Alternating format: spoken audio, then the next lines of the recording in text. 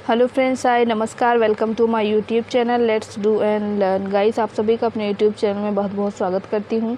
और आज मैं यहां पर जो प्रैक्टिस सेट लेकर आई हूं वो हमारा सामाजिक अध्ययन का पैडागॉगिकल जो क्वेश्चंस आते हैं, यानी जो सामाजिक अध्ययन में पैडागॉगी वाले क्वेश्चंस आते हैं, उन क्वेश्चंस के बारे में यहां पर आज मैं डिस्कस करने वाली हूं। तो जो लोग सीटेट का पेपर देने वाले हैं उन सभी के लिए ये वीडियो बहुत ही इंपॉर्टेंट होने वाली है। तो प्लीज़ आप सबसे हाथ जोड़कर रिक्वेस्ट है कि जिन्होंने अभी तक हमारे चैनल को फॉलो नहीं किया है वो सब लोग हमारे यूट्यूब चैनल को प्लीज़ आप सब सब्सक्राइब करें, वीडियो को ज़्यादा से ज़्यादा लोगों को शेयर करें और वीडियो पसंद आए तो लाइक करें। आइए चलते हैं क्वेश्चन नंबर 1 की ओर। क्वेश्चन नंबर 1 कहता है कि मानवीय परिप्रेक्ष्य में सामाजिक अध्ययन का क्या अर्थ है। पहला है समाज का अध्ययन, परिवार का अध्ययन, राष्ट्र का अध्ययन या फिर इनमें से कोई नहीं। तो यहाँ जो सही उत्तर हो जाएगा वो हो जाएगा समाज का अध्ययन। सामाजिक अध्ययन का जो अर्थ है वो है समाज का अध्ययन। अगले क्वेश्चन की ओर चलते हैं। अगला क्वेश्चन है समाज के सभी सदस्य विचार विमर्श करके अपनी प्रगति की राह चुनते हैं। जनतांत्रिक समाज में, राजतांत्रिक समाज में, प्रजातांत्रिक समाज में या फिर शाही तंत्र समाज में।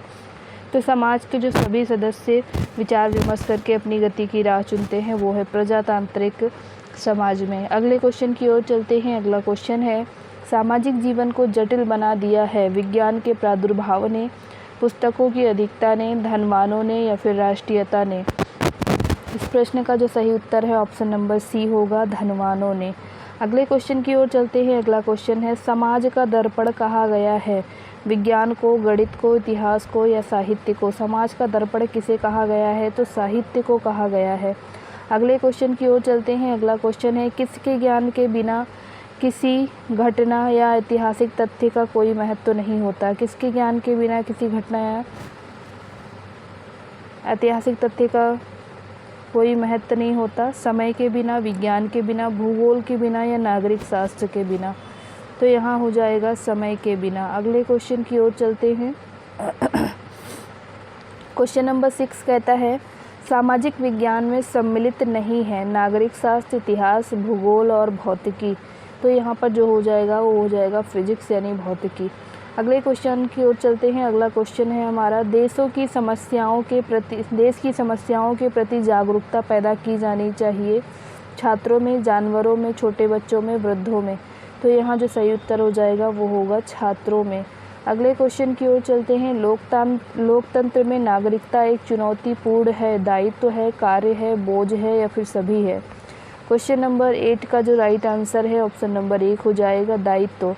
अगले क्वेश्चन की ओर चलते हैं। समाज की प्रगति, अंतर्राष्ट्रीय भाईचारा और सौहार्दता को बढ़ाने में कौन सा विषय योगदान करता है। विज्ञान, सामाजिक अध्ययन, वास्तुशास्त्र या फिर गणित। क्वेश्चन नंबर 9 का जो सही उत्तर है वो है ऑप्शन नंबर बी, सामाजिक अध्ययन। अगले क्वेश्चन की ओर चलते हैं। अगला क्वेश्चन है समाज में उच्छृंखलता आने पर समाज का पतन हुआ। इसका ज्ञान कौन विषय कराता है। इतिहास, सांख्यिकी, नैतिक ज्ञान या फिर जनतांत्रिक ज्ञान। तो क्वेश्चन नंबर 10 का ऑप्शन नंबर 1 सही हो जाएगा। अगले प्रश्न की ओर चलते हैं। अगला प्रश्न है अंग्रेजी के करिकुलम का पर्यायवाची है पाठ्यक्रम, संगठन, उपागम या फिर सिद्धांत। तो क्वेश्चन नंबर 11 का जो सही उत्तर है ऑप्शन नंबर 1 सही है, पाठ्यक्रम। अगले क्वेश्चन की ओर चलते हैं। अगला क्वेश्चन है हमारा अंग्रेजी में करिकुलम शब्द आया है फ्रेंच भाषा से, लैटिन भाषा से, जर्मन भाषा से या फिर संस्कृत भाषा से। क्वेश्चन नंबर 12 का ऑप्शन नंबर बी सही है, लैटिन भाषा से। अगले क्वेश्चन की ओर चलते हैं। अगला क्वेश्चन है सामाजिक अध्ययन की अवधारणा पूरी तरह टिकी हुई है एकीकृत उपागम पर, प्राकृतिक उपागम पर, चक्राकार उपागम पर या फिर इकाई उपागम पर। तो क्वेश्चन नंबर 13 का ऑप्शन नंबर 1 सही होगा, एकीकृत उपागम पर। अगला क्वेश्चन है हमारा निम्नलिखित में से कौन सा पाठ्यक्रम का आधार है। सहसंबंध, चक्राकार उपागम, इकाई उपागम या फिर उपरोक्त सभी। क्वेश्चन नंबर 14 का जो सही उत्तर है ऑप्शन नंबर डी यहाँ पर सही है। अगले क्वेश्चन की ओर चलते हैं। योजना प्रकृति पद्धति के लिए आवश्यक बातें हैं परिस्थिति उत्पन्न करना, योजना बनाना, क्रियान्वयन करना या फिर उपयुक्त सभी। ऑप्शन नंबर डी यहाँ पर सही हो जाएगा, उपयुक्त सभी। अगले क्वेश्चन की ओर चलते हैं। संगोष्ठी में भाग लेने वाले कितने छात्रों का समूह होता है? 2 या 4, 6 या 8, 8 या 10, 10 या 12। क्वेश्चन नंबर 16 का सही उत्तर होगा 8 या 10, ऑप्शन नंबर सी। अगले क्वेश्चन की ओर चलते हैं। अगला क्वेश्चन है हमारा, संयोजक, अध्यक्ष, वक्तागण व सहभागी की प्रमुख भूमिका होती है कार्य गोष्ठी में, विचार गोष्ठी में, समूह कार्य में या फिर वाद विवाद में? क्वेश्चन नंबर 17 का बी होगा, विचार गोष्ठी में। अगले क्वेश्चन की ओर चलते हैं। अगला क्वेश्चन है हमारा, शिक्षक निर्माता है राष्ट्र का, परिवार का, क्लब का या इनमें से कोई नहीं? क्वेश्चन नंबर 18 का ऑप्शन नंबर 1 सही है, राष्ट्र का। अगले क्वेश्चन की ओर चलते हैं। अगला क्वेश्चन है हमारा, अपनी शक्तियों तथा योग्यताओं पर विश्वास होना चाहिए। किसको होना चाहिए? नेता को, अध्यापक को, वैज्ञानिक को या फिर छात्र को? क्वेश्चन नंबर 19 का जो सही उत्तर हो जाएगा वो हो जाएगा ऑप्शन नंबर बी, अध्यापक को। अगले क्वेश्चन की ओर चलते हैं। प्रभुत्ववादी शिक्षण नीतियाँ केंद्रित हैं शिक्षक और छात्र पर या फिर इनमें से कोई नहीं? तो यहाँ जो सही उत्तर हो जाएगा ऑप्शन नंबर 1 हो जाएगा, प्रभुत्ववादी शिक्षण नीतियाँ शिक्षक के ऊपर केंद्रित हैं। अगले क्वेश्चन की ओर चलते हैं। अगला क्वेश्चन है, निम्न में से कौन सी प्रमुख प्राचीन काल कार्यनीति है? प्रोजेक्ट, व्याख्यान, ट्यूटोरियल, अन्वेषण? क्वेश्चन नंबर 21 का ऑप्शन बी यहाँ सही होगा, व्याख्यान। अगले क्वेश्चन की ओर चलते हैं। अगला क्वेश्चन है, व्यू रचना, अनुदेशन या शिक्षण की व्यापक विधियाँ हैं, यह किसने कहा? डेविस, बाउडी, बाउले या फिर डीवी? तो यहाँ इस क्वेश्चन का सही उत्तर हो जाएगा, डेविस ने कहा था। अगले क्वेश्चन की ओर चलते हैं। योजना विधि किस दर्शन के सिद्धांत पर आधारित है? आदर्शवाद, प्रयोजनवाद, यथार्थवाद या फिर प्रकृतिवाद? तो यहाँ जो सही उत्तर हो जाएगा प्रयोजनवाद, ऑप्शन नंबर बी यहाँ पर सही है। अगले क्वेश्चन की ओर मूव करते हैं। सबसे महत्वपूर्ण शिक्षा उद्देश्य है? ज्ञानात्मक उद्देश्य, भावात्मक उद्देश्य, क्रियात्मक उद्देश्य या फिर उपयुक्त सभी? क्वेश्चन नंबर 24 का ऑप्शन नंबर डी यहाँ पर सही उत्तर है। अगले क्वेश्चन की ओर चलते हैं। वर्गीकृत कार्य सूचित क्रियाओं की सूची बनाई थी? B.S. ब्लूम ने, RCIM विधि ने, रॉबर्ट मेगर ने या इनमें से कोई नहीं? क्वेश्चन नंबर 25 का ऑप्शन नंबर सी यहाँ पर सही है, रॉबर्ट मेगर ने। अगले क्वेश्चन की ओर चलते हैं। अगला क्वेश्चन है, हर्बर्ट ने पाठ्य योजना निर्माण के लिए सोपान की चर्चा की थी? तैयारी, प्रस्तुतिकरण, तुलना व संबंध, सामान्यीकरण व प्रयोग या फिर उपयुक्त सभी? क्वेश्चन नंबर 26 का ऑप्शन नंबर डी सही है, उपयुक्त सभी। अगले क्वेश्चन की ओर चलते हैं। शिक्षण विधि में प्रस्तावना समाप्त होने पर किया जाता है? प्रस्तुतिकरण, उद्देश्य कथन, पुनरावृत्ति या फिर मूल्यांकन? क्वेश्चन नंबर 27 का जो ऑप्शन सही है वो है ऑप्शन नंबर बी, उद्देश्य कथन। अगले प्रश्न की ओर चलते हैं। अगला प्रश्न है, पाठ्य योजना के अनुदेशात्मक उद्देश्य के बाद आता है प्रारंभिक व्यवहार, प्रस्तावना, अनुदेशात्मक सामग्री या फिर प्रस्तुतिकरण? क्वेश्चन नंबर 28 का ऑप्शन नंबर सी सही होगा, अनुदेशात्मक सामग्री। अगले क्वेश्चन की ओर चलते हैं। अगले क्वेश्चन की कहता है, किस विद्वान ने क्रियात्मक पक्ष के उद्देश्यों को व्यवहारिक रूप में लिखने में अधिक रुचि ली?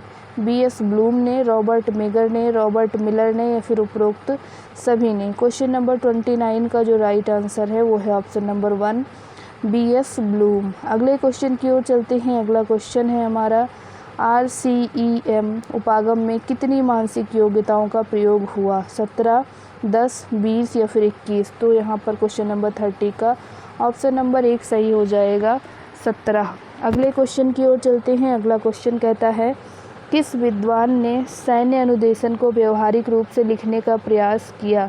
रॉबर्ट मिलर, ब्लूम ने, एलन ने या फिर IP डेविस ने? तो यहाँ जो सही उत्तर हो जाएगा एलन ने किया था। अगले क्वेश्चन की ओर चलते हैं। पाठ्य योजना में आविर्भाव मनोविज्ञान के किस सिद्धांत पर माना जाता है? व्यवहार सिद्धांत, मनोविश्लेषणात्मक सिद्धांत, मनोविश्लेषण सिद्धांत, गेस्टाल्ट सिद्धांत, संरचनात्मक सिद्धांत? तो क्वेश्चन नंबर 32 का ऑप्शन नंबर सी सही होगा, गेस्टाल्ट प्रिंसिपल। अगले क्वेश्चन की ओर चलते हैं। अगला क्वेश्चन है, पुनर्बलन कौशल का उपयोग होता है, यानी पुनर्बलन जो हमारा कौशल है उसका उपयोग कहाँ होता है? शिक्षण अग्रसर हेतु, प्रोत्साहन हेतु, अधिगम को रुचिकर बनाने हेतु या उपरोक्त सभी। तो यहाँ जो सही उत्तर हो जाएगा ऑप्शन नंबर डी हो जाएगा, सारे ही क्या है, सही है। अगले क्वेश्चन की ओर चलते हैं। समय और शक्ति की बचत में सहायक है टोली शिक्षण, विद्यालय, परिवार या फिर क्लब। तो इस प्रश्न का जो सही उत्तर हो जाएगा वो होगा टोली शिक्षण। अगले क्वेश्चन की ओर चलते हैं। सभी अध्यापकों को व्यवहारिक रूप से आगे बढ़ते रहने की प्रेरणा किस शिक्षण में मिलती है? विज्ञान शिक्षण में, टोली शिक्षण में, कक्षा में या फिर मनोवैज्ञानिक शिक्षण में। तो क्वेश्चन नंबर 35 का जो सही उत्तर है ऑप्शन नंबर बी यहाँ पर सही है, टोली शिक्षण में। अगले क्वेश्चन की ओर चलते हैं। तात्कालीन घटनाओं की जानकारी प्राप्त करने के लिए किस क्रिया का प्रयोग किया जाता है? सूचना पट्ट का, नवीन प्रकरणों पर वाद विवाद का, तात्कालीन घटनाओं से संबंधित चार्ट का या उपयुक्त सभी का। क्वेश्चन नंबर 36 का सी ऑप्शन सही हो जाएगा, तात्कालीन घटनाओं से संबंधित जो चार्ट है उसका। अगले क्वेश्चन की ओर चलते हैं। सर्वेक्षण कितने प्रकार के होते हैं? तो यहाँ पर 1, 2, 4 या फिर 6 कितने प्रकार के होते हैं? और यहाँ पर 2 प्रकार के सर्वेक्षण होते हैं। क्लब या परिषद की स्थापना की पहल की जाती है छात्रों द्वारा, नेताओं द्वारा, डॉक्टरों द्वारा या फिर वकीलों द्वारा। 38 का जो सही उत्तर है वो है छात्रों के द्वारा, ऑप्शन नंबर 1। अगले क्वेश्चन की ओर चलते हैं।